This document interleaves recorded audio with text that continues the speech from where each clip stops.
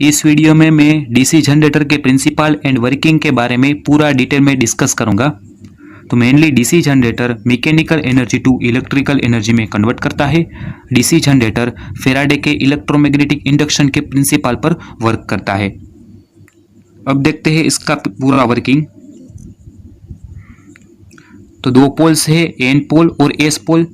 Magnetic flux की line N pole से S pole तरफ जाती है। यह मेन मैग्नेटिक फ्लक्स है। इस मैग्नेटिक फ्लक्स में हम एक कॉइल को रखेंगे और यह कॉइल को फोर्स देंगे या कॉइल को घुमाएंगे। तो फैराडे के इलेक्ट्रोमैग्नेटिक रूल क्या कहता है? जब एक मैग्नेटिक फ्लक्स में एक कॉइल को रखा जाए और यह कॉइल को फोर्स दिया जाए तो यह कॉइल इस मैग्नेटिक फ्लक्स को कट करेगी, इसलिए यह कॉइल में ईएमएफ जनरेट होगा। ठीक है, तो इसमें यही हो रहा है। यह मैग्नेटिक फ्लक्स कांस्टेंट है, लेकिन यह कॉइल मूव हो रही है या रोटेट हो रही है, इसलिए यह कॉइल इस फ्लक्स को कट करेगी, इसलिए इस कॉइल में ईएमएफ जनरेट होगा। ठीक है, तो इसलिए यह दो टर्मिनल में हमें आउटपुट में ईएमएफ मिलेगा। यह दो टर्मिनल को हम लोड के साथ कनेक्ट कर दे तो लोड में से करंट पास होगा। ठीक है, तो यह परमानेंट मैग्नेट है, लेकिन एक्चुअल डीसी जनरेटर में परमानेंट मैग्नेट नहीं होता, इलेक्ट्रोमैग्नेट होता है। अब इलेक्ट्रोमैग्नेट क्या है? एक कॉइल में से जब हम करंट पास करेंगे तो मैग्नेटिक फ्लक्स जनरेट होगा, उसको कहते हैं इलेक्ट्रोमैग्नेट। ठीक है, तो यह मेन मैग्नेटिक फ्लक्स इलेक्ट्रोमैग्नेट की मदद से जनरेट किया जाता है। अब जब डीसी जनरेटर में हम मैकेनिकल इनपुट देंगे तो यह कॉइल घूमेगी, तो यह कॉइल घूमेगी, इसकी वजह से यह फ्लक्स कट होगा और यह कॉइल में ईएमएफ जनरेट होगा। ठीक है, तो हमें आउटपुट में ईएमएफ मिलेगा, यानी इलेक्ट्रिकल एनर्जी मिलेगी। इस तरीके से DC generator mechanical energy to electrical energy में कन्वर्ट करता है। तो दोस्तों, आपके मन में सवाल होता होगा कि यह दो टर्मिनल तो ओपन है, लेकिन यह कॉइल तो घूम रही है, तो यह दो टर्मिनल को हम बाहर कैसे लेंगे? तो दोस्तों, यह दो टर्मिनल को हम कम्यूटेटर और ब्रशेस की मदद से बाहर लेंगे। अब यह कम्यूटेटर एंड ब्रशेस दिखाया गया है। तो डीसी जनरेटर में अंदर आर्मेचर वाइंडिंग में एसी वोल्टेज जनरेट होता है। हम कम्यूटेटर की मदद से एसी वोल्टेज को डीसी वोल्टेज में कन्वर्ट करते हैं और यह ब्रशेस है वो करंट को कलेक्ट कर लेता है। ठीक है, तो इस तरीके से कुछ कम्यूटेटर और यह दोनों ब्रशेस है।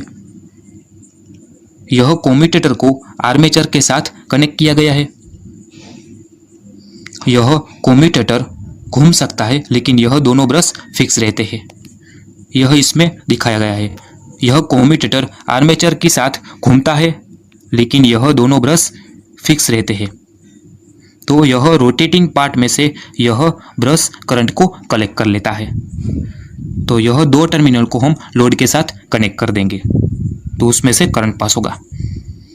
ठीक है, अब देखते हैं डीसी जनरेटर में अंदर एसी वोल्टेज कैसे जनरेट होता है और कम्यूटेटर एसी को डीसी में कैसे कन्वर्ट करता है। यह इस फिगर में देखिए, यह इस तरीके से कॉइल रखी हुई है। इसमें नॉर्मल कंडीशन में इस तरीके से कुछ करंट पास हो रहा है। ठीक है, तो यह दोनों कम्यूटेटर है। अब यह जो एसी भाग है उसमें से करंट ऊपर की डायरेक्शन में फ्लो हो रहा है। ठीक है, यह एन पोल के अंडर में है तो ऊपर की डायरेक्शन में करंट फ्लो हो रहा है। लेकिन अब यह कॉइल घूमेगी, तो इस तरीके से कॉइल घूम जाएगी, तो यह एसी भाग है वो एस पोल के अंडर में आ जाएगा। तो अब यह करंट की डायरेक्शन नीचे की तरफ हो गई। ठीक है, तो यह एसी भाग जब एन पोल के अंडर में था तब करंट की डायरेक्शन ऊपर थी, लेकिन यह एसी भाग एस पोल के अंडर में आ गया तो करंट की डायरेक्शन नीचे की तरफ हो गई। तो इस तरीके से करंट की डायरेक्शन अल्टरनेटिंग टाइप की है, यानी एसी करंट है। ठीक है, तो इसलिए अंदर आर्मेचर वाइंडिंग में एसी करंट जनरेट हो रहा है। ठीक है, अब देखते हैं कम्यूटेटर एसी को डीसी में कैसे कन्वर्ट करता है। तो यह कम्यूटेटर है, इसमें नॉर्मल कंडीशन में इस तरीके से कुछ करंट पास होगा। ठीक है, तो यह लोड में से कुछ लेफ्ट साइड करंट फ्लो होगा। ठीक है, अब यह कॉइल घूमेगी तो इस तरीके से कुछ आ जाएगा। पहले एसी भाग एन पोल के अंडर में था, लेकिन अब कोयल घूम गई तो यह एसी भाग एस पोल के अंडर में आ गया।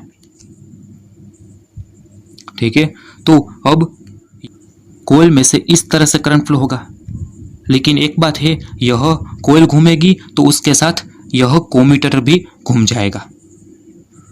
ठीक है, पहले 1 और 2 इस तरीके से था, लेकिन अब यह 2 और 1 हो गया, यानी कोयल के साथ कम्यूटेटर भी घूमेगा। इसलिए करंट की डायरेक्शन अल्टरनेटिंग होगी, तो इसमें इस तरीके से करंट की डायरेक्शन होगी, लेकिन कम्यूटेटर भी कोयल के साथ घूम रहा है, इसलिए इस तरह से करंट फ्लो होगा। ठीक है, यानी अब भी लोड में से लेफ्ट साइड ही करंट फ्लो हो रहा है, तो इसलिए हमें लोड में से एक ही डायरेक्शन में करंट मिलेगी। ठीक है, यानी डायरेक्ट करंट मिलेगी, डीसी करंट मिलेगी। तो इस तरीके से कम्यूटेटर का यूज़ करेंगे तो हमें आउटपुट में डीसी वोल्टेज मिलेगा। ठीक है, तो अंदर एसी जनरेट हो रहा है, लेकिन कम्यूटेटर एसी को डीसी में कन्वर्ट कर दे रहा है, इसलिए हमें आउटपुट में डीसी करंट मिलेगा। यह इसका वेवफॉर्म है, अंदर एसी जनरेट हो रहा है। ठीक है, इस तरीके से, लेकिन बाहर हमें इस तरीके से पॉजिटिव साइकिल यानी डीसी ही मिल रहा है, एक ही साइड में करंट फ्लो हो रहा है। ठीक है, अब ईएमएफ जो जनरेट हो रहा है उसका इक्वेशन देखते हैं। यह इंड्यूस ईएमएफ का इक्वेशन है E = BLV वोल्ट। B यानी फ्लक्स डेंसिटी है टेस्ला में, L यानी कंडक्टर की लेंथ है मीटर में, और V यानी कंडक्टर की रोटेशन की स्पीड है मीटर पर सेकंड में। यह तीनों वैल्यू ज़्यादा होगी तो इंड्यूस ईएमएफ उतना ही ज़्यादा होगा। ठीक है, अब जो ईएमएफ इंड्यूस हो रहा है उसकी डायरेक्शन हम फ्लेमिंग्स के राइट हैंड रूल की मदद से जान सकते हैं। यह फ्लेमिंग्स राइट हैंड रूल है, इसमें फर्स्ट फिंगर, सेकंड फिंगर और थंब तीनों उंगलियां एक दूसरे के साथ परपेंडिकुलर रहे इस तरीके से रख देनी है। फर्स्ट फिंगर मैग्नेटिक फील्ड की डायरेक्शन में, यह थंब मोशन की डायरेक्शन में, यानी कोयल जिस डायरेक्शन में घूम रही है उसकी डायरेक्शन में रखेंगे। तो यह सेकंड फिंगर है वो ईएमएफ या करंट की डायरेक्शन दिखाएगा। ठीक है, इसमें आप देख सकते हैं फर्स्ट फिंगर मैग्नेटिक फील्ड की डायरेक्शन में, थंब मोशन की डायरेक्शन में, तो यह जो सेकंड फिंगर है वो ईएमएफ या करंट की डायरेक्शन दिखाएगा। ठीक है, तो इस तरीके से फ्लेमिंग्स के राइट हैंड रूल की मदद से ईएमएफ या करंट की डायरेक्शन जान सकते हैं। तो दोस्तों, आई होप कि आपको सब कुछ समझ में आ गया होगा। फिर भी आपको कोई डाउट हो तो प्लीज़ मुझे कमेंट बॉक्स में सवाल करना, मैं उसका जरूर आंसर दूंगा। तो दोस्तों, आपको कोई भी न्यू टॉपिक चाहिए तो प्लीज़ मुझे कमेंट बॉक्स में सवाल करना, उसके ऊपर भी मैं डिफरेंट वीडियो लाऊंगा।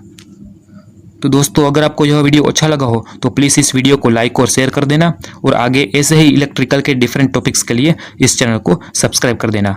मैं मिलता हूँ एक नए वीडियो के साथ, तब तक के लिए बाय बाय।